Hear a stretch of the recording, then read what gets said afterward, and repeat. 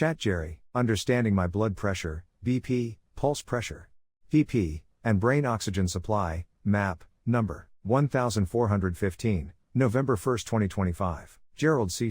EclaireMD Foundation. Category, Hypertension. Preface. Although this personal blood pressure, BP, related record reflects only one ordinary day, October 31, 2025. It represents my years of continuous BP monitoring and observation. After having stroke, I measure my blood pressure from 14 to 20 times daily.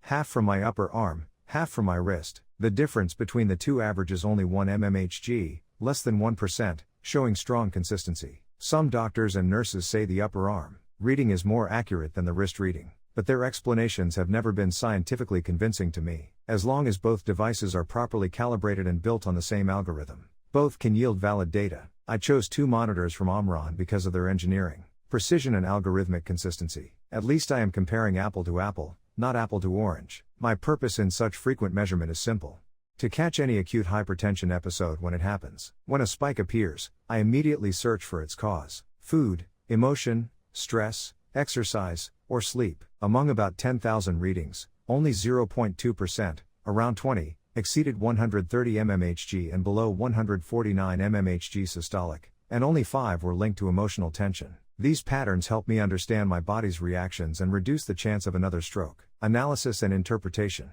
From a physiological view, these rare spikes may come from brief sympathetic surges, a rush of adrenaline due to emotion, position change, or even sudden recall of certain bad or sad memories. They are harmless in healthy arteries but risky in stiff vessels. That's why calm breathing, self-awareness, and real-time tracking are essential to long-term stroke prevention. On October 31, 2025, my averages were: BP is 120,68 mmHg, PP is 52 mmHg, MAP is 85 mmHg, HR is 58 bpm. These four values may seem ordinary, but, for me, they represent my post-stroke recovery. Pulse pressure PP equals SBP minus DBP equals 52 mm of mercury shows good arterial elasticity. Mean arterial pressure MAP equals SBP plus 2 times DBP, all divided by 3 equals 85 mm of mercury indicates strong yet safe blood flow rich in oxygen and nutrients to my brain. My heart rate of 58 bpm reflects efficiency, not slowness.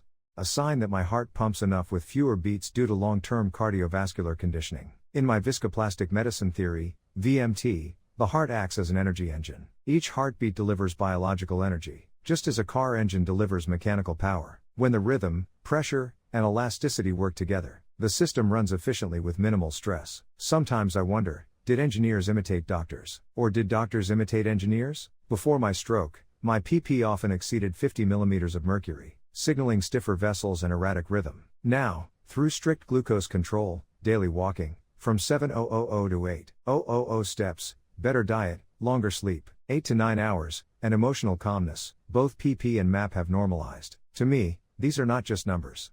They are proof that my body has regained equilibrium. My arteries flex smoothly, my brain receives steady supply of both oxygen and nutrients, and my heart operates with balanced energy. Even one day's data, when viewed through years of observation, reflects a stable and resilient system, one rebuilt through science, discipline, and faith in measurable self-understanding. Disclaimer: I write this not for fame, but to share what I have learned so others can understand their health, prevent disease, and live longer, healthier lives. This content is for educational reference only, and does not constitute medical advice. No doctor-patient relationship is created. All intellectual property rights and copyrights for this article, and its related materials belong to the author, Gerald C.